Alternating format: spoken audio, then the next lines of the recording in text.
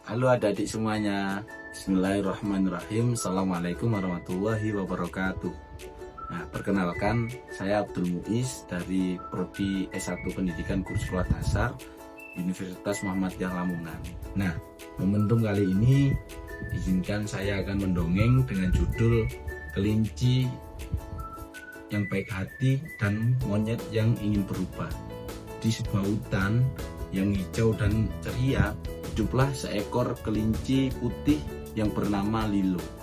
Lilo adalah kelinci yang rajin, sopan, dan juga menolong. Setiap pagi, Lilo pergi ke kebun kecilnya untuk memanen wortel. Nah, ketika Lilo itu memanen dan hasilnya banyak, Lilo tidak lupa untuk berbagi kepada hewan-hewan atau teman-temannya yang lain. Nah, di sini adik-adik jikalau punya makanan enak, apakah adik-adik ingin berbagi atau enggak? Nah, itu kita ketika hidup ini teman-teman, adik-adik semuanya, kita harus saling berbagi. Nah, lanjut ke cerita. Namun di hutan juga ada seekor monyet yang bernama Kiko. Kiko ini suka bercanda yang sangat berlebihan. Ia sering mengambil barang teman-temannya atau hewan-hewan lainnya tanpa izin dari teman-temannya. Suatu hari saat Lilo membawa hasil panennya atau wortel-wortelnya, Lilo bertemu dengan Kiko. Kiko kemudian menyapa Lilo, "Hai Lilo," kata Lilo sambil melompat. Tanpa meminta izin, Kiko mengambil wortel yang dibawa oleh Lilo dan memakannya. Kemudian Lilo pun terkejut dan sedih. Tapi Lilo tidak marah karena Lilo memiliki sifat yang rendah hati tadi, sopan, dan juga suka menolong. Melihat sifat Kiko tadi, Lilo hanya bergumam, "Semoga suatu hari Kiko menjadi monyet yang lebih baik lagi dan suka berbuat baik serta menolong kepada teman-temannya."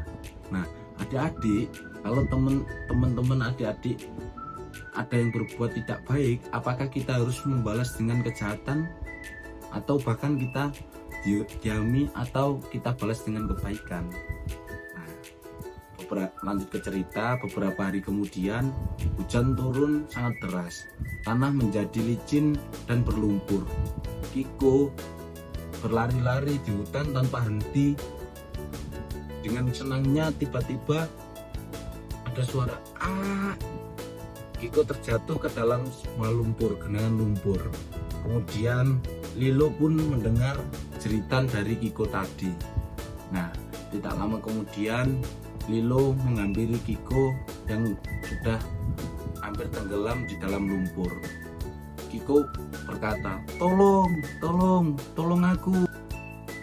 Nah, adik-adik, ketika tadi Lilo mendengar teriakan tolong dari Kiko, kira-kira apakah Lilo akan menolong Kiko atau bahkan membiarkan Kiko supaya tenggelam di dalam lumpur?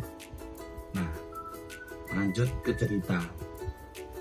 Ya, Lilo tetap menolong karena kebaikan hati dari Lilo pun menolong Kiko dengan sangat berhati-hati. Lilo mengambil akar pohon yang kuat, lalu ia melemparkan ke dalam lumpur. Kemudian Kiko pun memegang kayu tersebut sehingga Kiko bisa tertolong oleh Lilo tadi. Akhirnya Kiko berhasil keluar, tubuhnya kotor tapi hatinya terasa sangat bersih.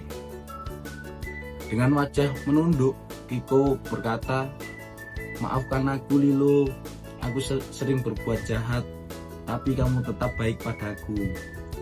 Kemudian Lilo tersenyum dan berkata, "Tidak apa-apa Kiko, yang penting kamu mau berubah."